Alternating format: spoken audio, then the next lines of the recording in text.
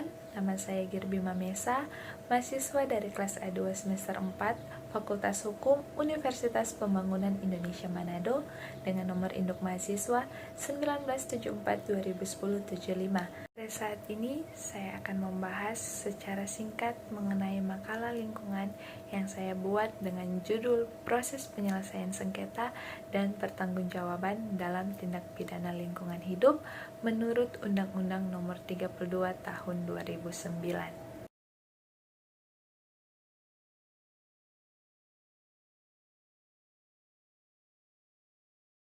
Pada saat ini saya akan membahas secara singkat makalah saya dengan judul Proses Penyelesaian Sengketa dan Pertanggungjawaban dalam Tindak Pidana Lingkungan Hidup menurut Undang-Undang Nomor 32 Tahun 2009. Dengan latar belakang, lingkungan hidup merupakan anugerah Tuhan Yang Maha Esa yang wajib dilestarikan dan dikembangkan kemampuannya agar tetap dapat menjadi sumber penunjang hidup bagi manusia dan makhluk hidup lainnya demi kelangsungan dan peningkatan kualitas hidup itu sendiri.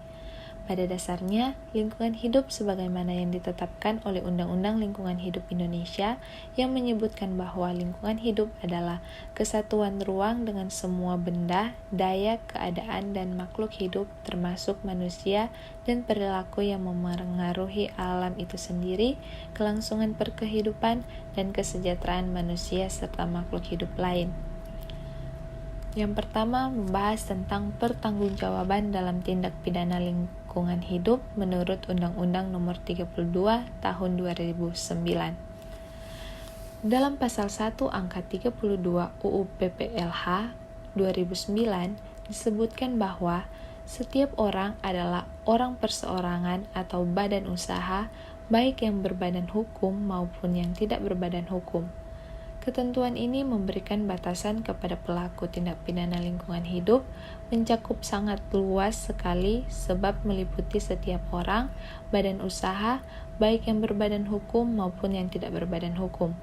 Jadi, dapat dipahami bahwa Pasal 1 angka 32 UU PPLH 2009 mengisyaratkan bukan saja orang akan tetapi suatu organisasi atau kumpulan orang pun dapat dikenakan sanksi pidana lingkungan hidup, termasuk di dalamnya korporasi, perusahaan, organisasi-organisasi, baik organisasi pemerintah maupun swasta. Yang kedua, membahas tentang penyelesaian sengketa lingkungan hidup berdasarkan Undang-Undang Nomor 32 Tahun 2009 tentang perlindungan dan pengelolaan lingkungan hidup.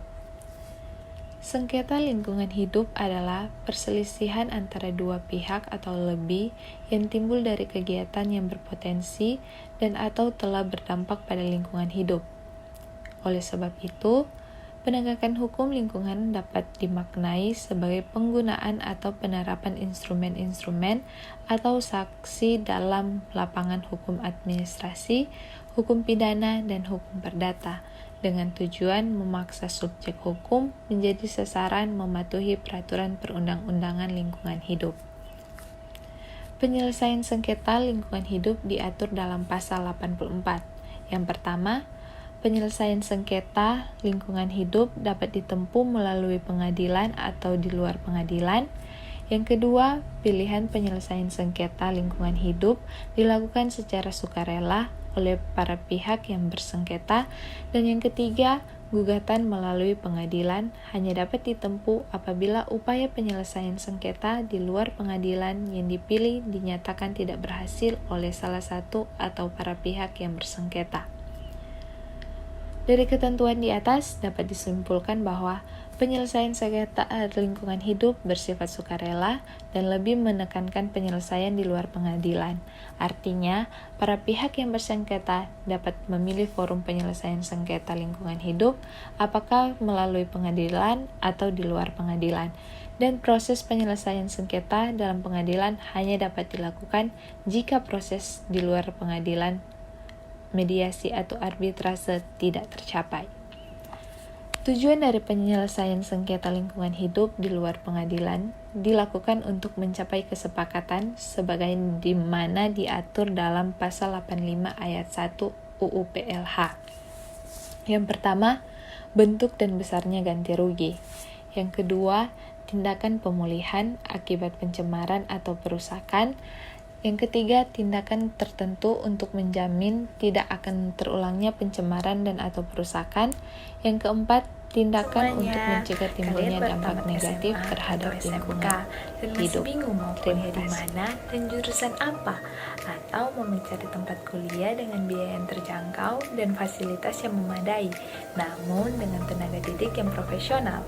Nah, dalam video ini aku akan merekomendasikan universitas swasta yang berada di Kota Manado, yaitu Universitas Pembangunan Indonesia Manado. Di Universitas Pembangunan Indonesia terdapat 6 fakultas, yaitu yang pertama Fakultas Hukum, yang kedua Fakultas Keperawatan, yang ketiga Fakultas Teknik, yang keempat Fakultas Sosial Politik, yang kelima Fakultas Pertanian, dan yang keenam Fakultas Sastra. Tunggu apa lagi? Ayo segera daftarkan diri Anda bersama kami di Universitas Pembangunan Indonesia Manado.